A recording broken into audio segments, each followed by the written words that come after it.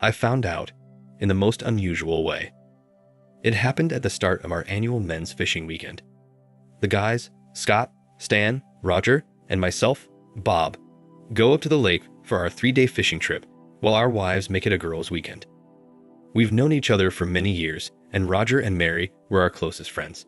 Stan was Roger's nephew and several years younger than us, but we welcomed him into our circle of friends. Over time, he became one of my best employees.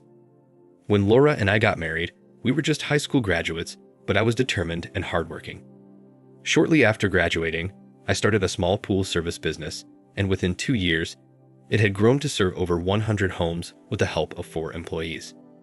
The business continued to thrive, and 20 years later, I was managing over 1,500 homes with a team of 30 dedicated employees, including the invaluable Stan, who proved to be a remarkable asset to the company.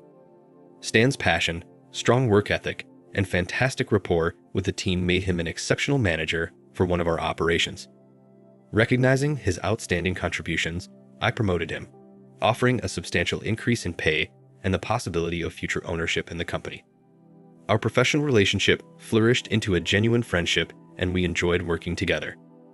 Over the years, I expanded the business, establishing it as the premier pool service company.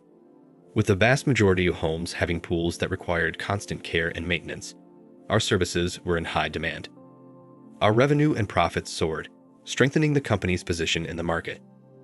As the business grew, the importance of financial management became evident. I rely on Howard, a trusted and experienced family member who was a retired tax accountant with a wealth of knowledge in finance. Under his advice, I leveraged all the equity in my home to expand the business when mortgage rates were extremely low.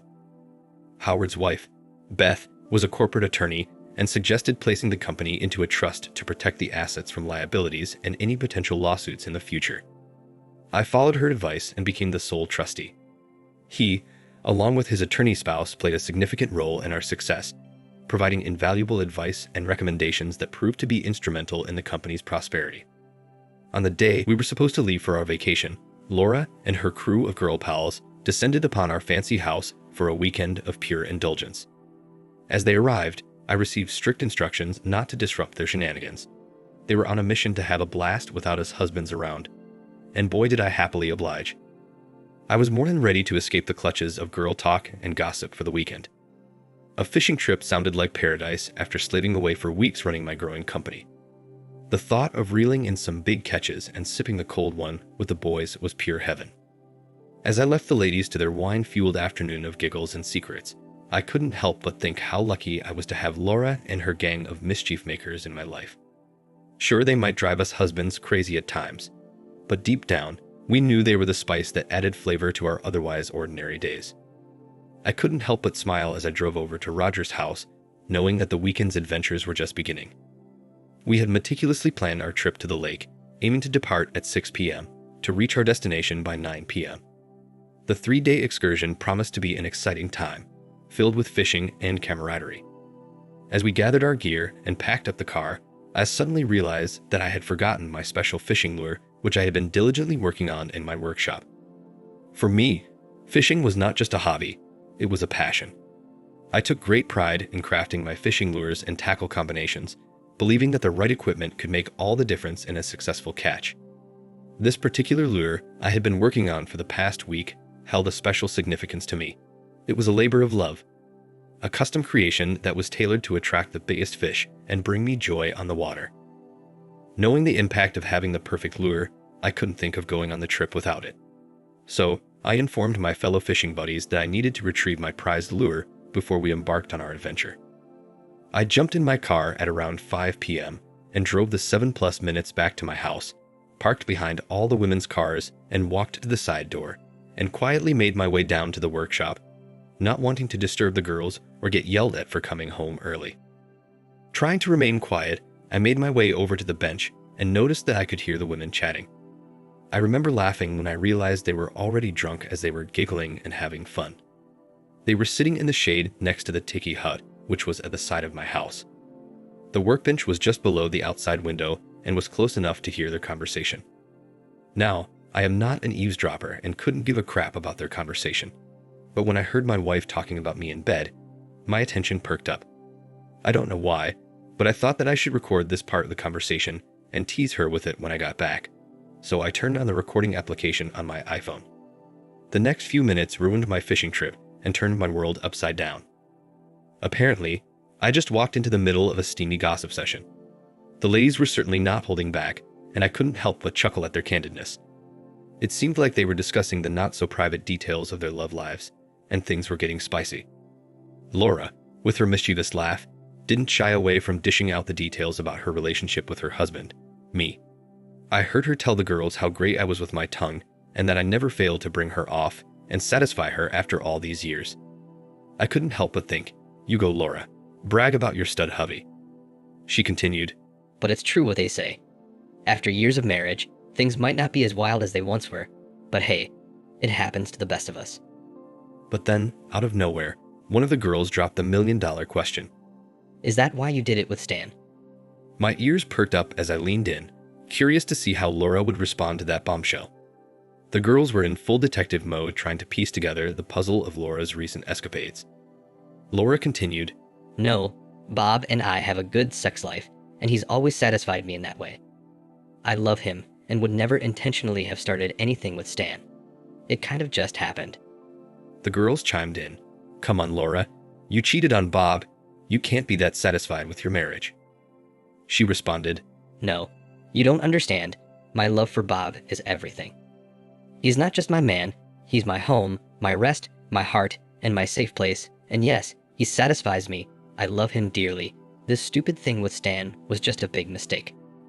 But you said Stan was a great lover, so we assume you had sex with him more than once. We don't get it. Tell us the whole story. She replied, Girls, anything I tell you has to stay here. The guys would kill Stan, and my husband would kick me to the curb if he found out. I would never hurt him that way. He's such a sweet man, but he would never understand. Do you promise to keep this just between us girls? I didn't hear anything, but I assumed they all nodded their heads in agreement. She continued, After Susan dumped Stan last month, he was distraught. He was completely shocked. He was about to ask her to marry him. That afternoon when I saw him at the restaurant, we sat together, and he opened up to me and told me the entire story. Girls, he cried. This big strong dude was crying, and my heart went out to him. I felt so bad for him, so I sat with him until he calmed down. He was so depressed and upset, I felt almost a motherly need to take care of him. One of the ladies interrupted, Yes, you're old enough to be his mother. Give us a break, Laura. You had a sexual need to take care of him, not a motherly need. She went, Well, as it turned out, you're right, but at the time, sex had not crossed my mind. Anyway, he walked me to my car and thanked me for being a good friend and letting him unburden his feelings. I just smiled and gave him a friendly kiss. That's when the spark started. Before I could move away from him, he pulled me close and gave me the sexiest kiss I can remember. It's been years since Bob kissed me like that, and that kiss turned my knees to jello. After we broke the kiss, and without saying a word, he took my hand and led me to his truck, which was parked several rows over, under a shaded tree. Don't ask me why I let him do this. It felt like I was spellbound. Anyway, we sat in the back of his truck and made out like high school sweethearts for the next few minutes. And that's when he told me he always found me so sexy and fantasized about being with me. I have to admit that I was overwhelmed and flush from his compliments. Roger's wife, Mary, spoke next. Wow, that's hot. We never realized you had that in you. Laura replied, Me neither.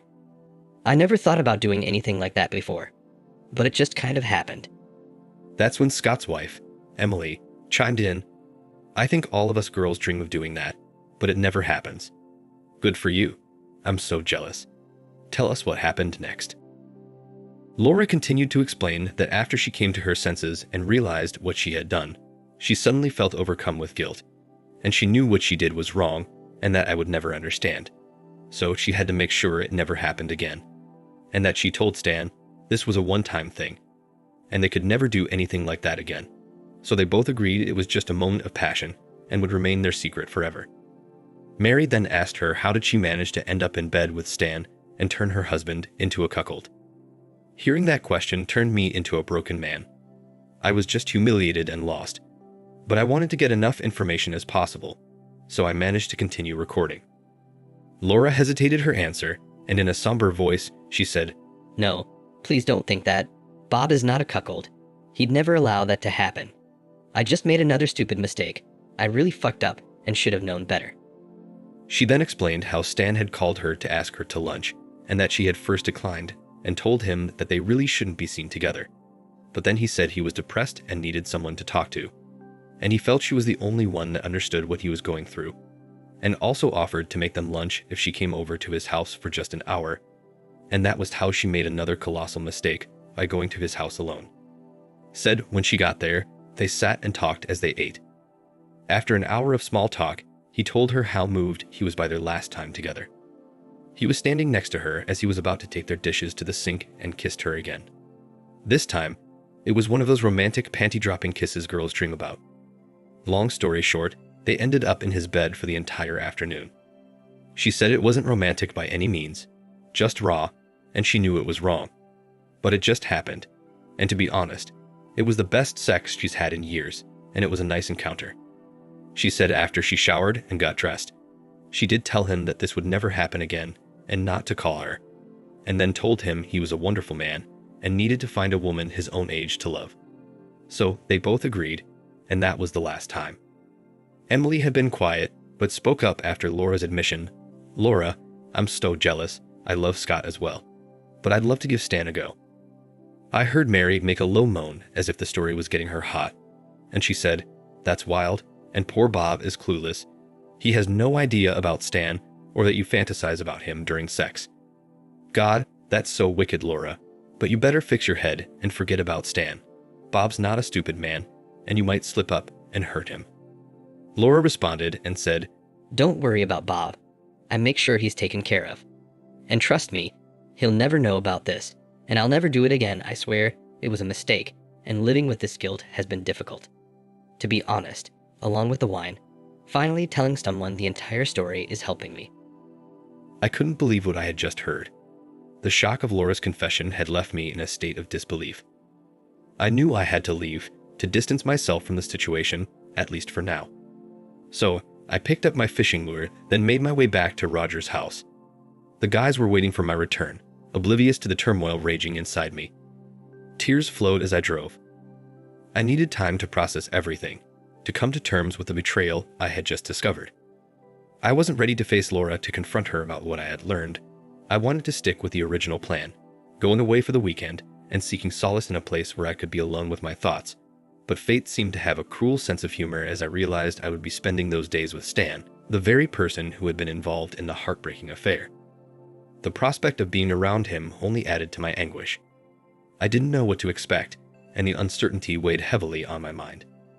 Would I be able to keep my emotions in check? Could I face him without strangling him or revealing the devastation I felt inside? At that moment, I felt alone, and I prayed that somehow someday I would find a way to mend my broken heart. When I arrived, Roger was outside loading up his Escalade. As I approached, he could tell there was something wrong, and that my eyes were glassy. I knew I was not ready to say anything, but when he asked what was wrong, I lied that I have a migraine coming on, and I just need to shut down for a while. He asked if I was sure, because I looked bad, but I told him I'm used to dealing with this, and that he should just let me sit in the front for the ride, and I'll shut my eyes, and I'm sure I'll be fine. He replied, Of course, no problem. Why don't you go inside and relax and we'll finish packing. We'll leave in about 30 minutes, and I'll come get you when we're ready.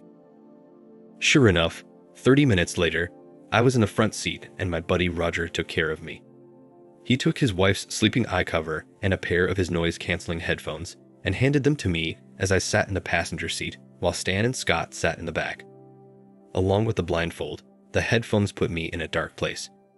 My sensory perception was now limited to smell, touch, and taste, which allowed me to contemplate this unexpected situation. The guys understood my quietness and offered to help if I needed anything. I couldn't look at Stan. I just kept my eyes shut and thanked them for their understanding. For the next 3 hours, still in that dark place, I was able to sit in peace and contemplate the train wreck I had just witnessed. I thought back to all of our years together, how I worshipped Laura, and felt blessed when she gave me Michael and Katie, our wonderful children. I thought about all the good times we spent together as a family and how that might be over. Tears started, and I wiped them away before they became visible. For the first time I can remember, I was struggling and lost.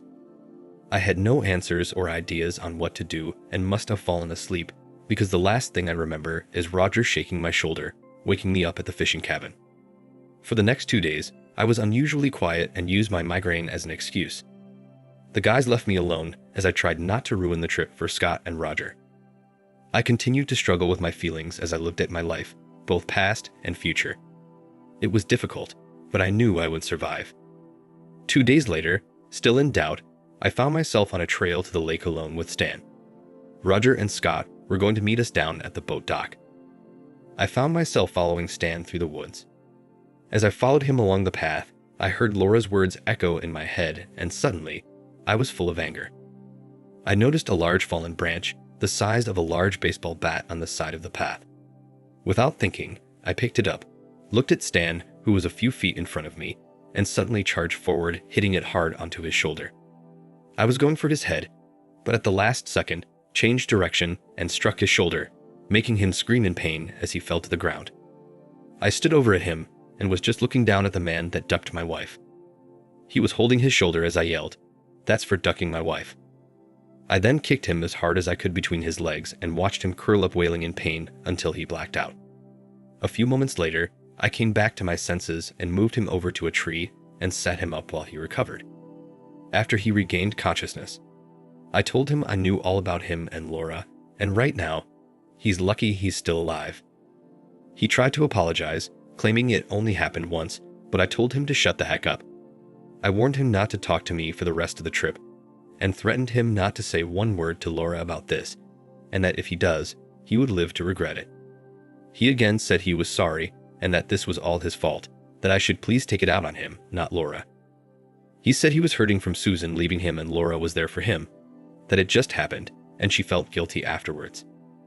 Out of anger, I kicked him again and asked him to shut up.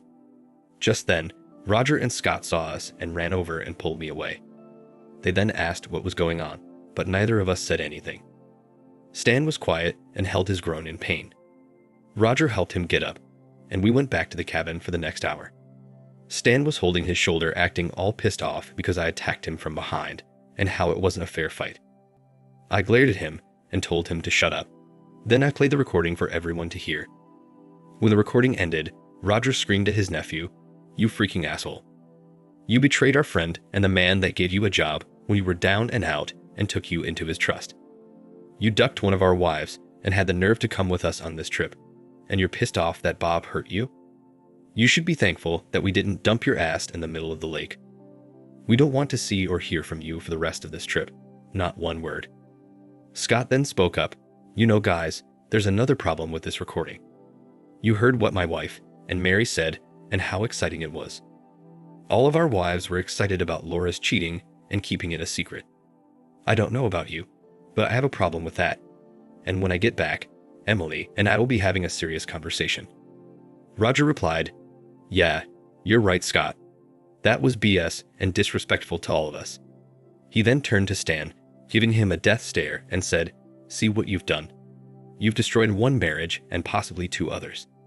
Maybe we should dump you in the middle of the lake." Stan just looked down at the floor and remained silent. I then said, "Guys, I agree, they are all involved, but please give me a few days before you do anything. I'll give you a copy of the recording, but I need to confront Laura before she knows what I've learned. Thanks to this asshole, I don't think I can stay with her. I'm definitely going to divorce her. I know I can't be with her. I just need a few days to figure things out." Roger looked over at his nephew and said, "Stan, you're a piece of shit. You will not speak to Laura or the other wives without our approval. If you warn Laura what's about to come down on her, we will make your life a living hell. Right now, if you disappeared, none of us would be upset.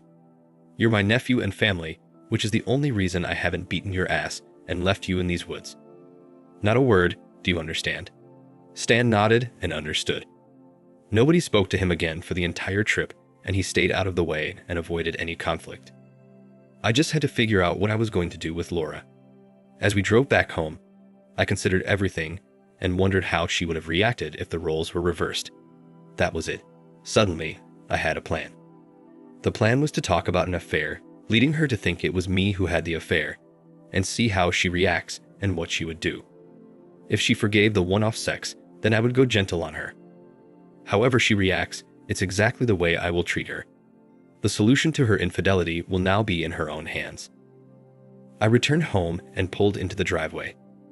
I was in a dark place, but it was time to face Laura, and I needed to keep my feelings in check and act normal, which was going to be one of the hardest things I've ever done. I got a warm welcome home when I entered the house. Laura was dressed up and looking nice when she gave me a big hug and an excellent welcome home kiss, which I was going to be missing very soon. I was still pissed, but I stayed calm. My blood was boiling as I thought about what she had done, but the smell of her perfume and the nice dinner she prepared helped calm me down.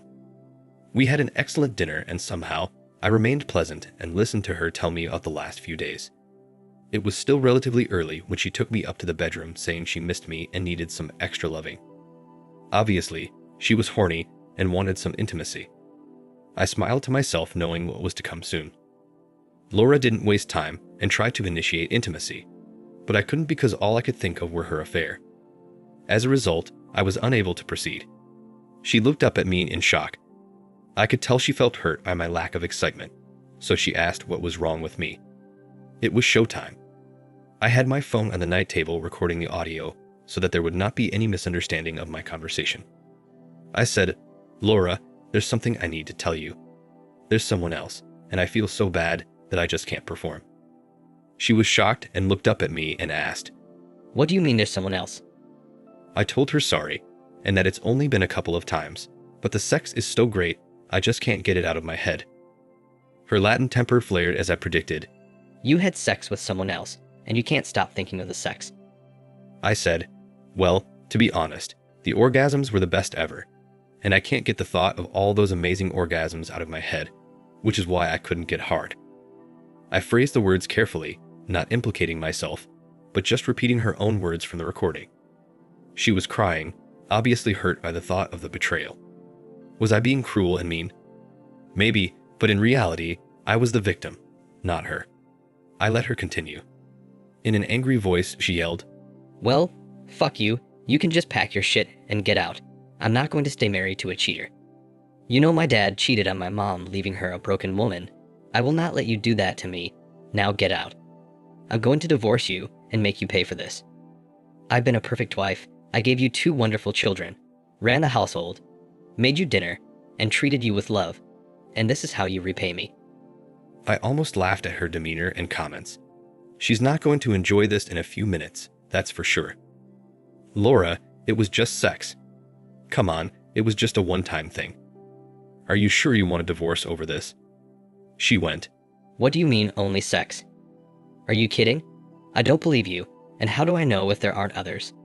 I can't trust you, and yes, I want a divorce, and you're going to pay dearly for this." I replied, "Wow, I didn't expect you to be so heartless and cruel. Like I said, there was no love, it was just sex and only those 2 times. Is this really what you want? Are you sure there's no forgiveness possible? Maybe we can go to counseling." I tried to give her a fighting chance, but she was in fact stacking the odds against herself, and she didn't even know it. She went, "No, we're done. I won't stay married to a cheater. Just pack some of your clothes and get out. Stay with Roger or get a hotel room. But I don't want to see you again. You'll hear from my attorney soon." I couldn't help myself as I smiled. She had no idea that she had just led herself to her own execution. With venom in her voice, she yelled, "Why do you have that smirk on your face?" I told her that she just made my decision a lot easier.